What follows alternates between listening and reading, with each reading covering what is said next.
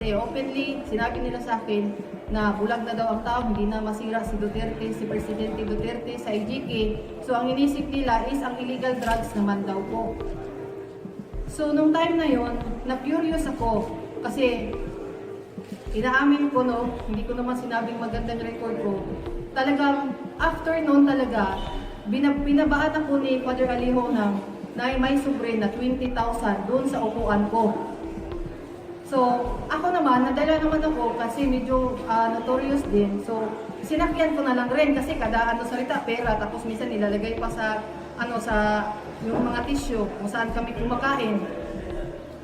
So, nung September, tapos October, pagka November, bumalik pa rin si Father Alejo sa amin, sa bahay namin. Binigyan na naman ako ng pera. Nung November kasi, ganito po yung nangyari doon. Ang gusto mangyari ni Senator Trillanes, tatawag ako sa kanya, ito ang sasabihin mo, i-record ko sa city. Yun din ang ginagawa niya kay Motabato at sa kay Trillanes para daw walang ligtas. So every time na ito tatawag ako sa ito ang sasabihin mo, ganito, ganyan, ganyan, tatawag ako ulit. So nire-record nila sa audio kung ano yung pinagsasabi namin. Kaya para matakot kami na bumalik na daw. So at that time, doon na nag-first na meron silang pinadala sa akin na draft na affidavit. Nung time na yun, na-shock ako sa affidavit kasi una-una, yung may relasyon daw yung yung si City Councilor at saka si PRR Day. And then ang worst is nakita ko na merong drugs na ini-include nila si Presidente Duterte. So nagtanong ako, bakit may drugs? Kasi nga daw, hindi na daw maniniwala ang tao sa IGK. So dapat yung drugs naman.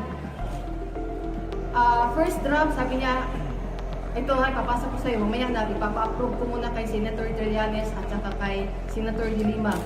Tapos pangalawa, hindi, uulitin ko na naman, second draft na naman, hanggang nag-third draft, fourth draft, and then nag-decide sila na pumunta daw ako ng Maynila. Nandito yung mga forward sa akin ng yung back and forth na yung pamasahe, papuntang Manila, at saka yung ticket ko na nung December, yung pagpunta ko ng Manila rin. Pagdating doon sa Manila, doon sa may forum, nakita ko si Las Cañas. Sa kanilang forum, makikita mo sa aming pag-uusap, never sila nagsalita na mga kundi sasabihin nila, hanapan natin ng paraan na bumagsak yan. Actually, may text pa nga si Atty. Sabio nga, yung yung testimonyo, muhagsak mo, Bisaya pa, muhagsak lagi na si Presidente Duterte, anak. So, katong time na to, napuyawan ako kay kanang nakasabot, di ako live o kanang forgery. So, nangita ko paagi, kay dili man ko nila, ayaw nila akong pauwiin dito sa Mindanao. So, mahanap ako ng paraan. Sabi ko, bago ko yan pirmahan, bago ko yan uwi muna ako dahil gusto ko, kasama ko yung mga kasamahan ko. Which is, wala naman akong kasamahan. At ang reasons kung bakit pumasok ako sa kanila, dahil gusto kong malaman kung ano talaga ang meron sa grupo ni Senator Trillanes.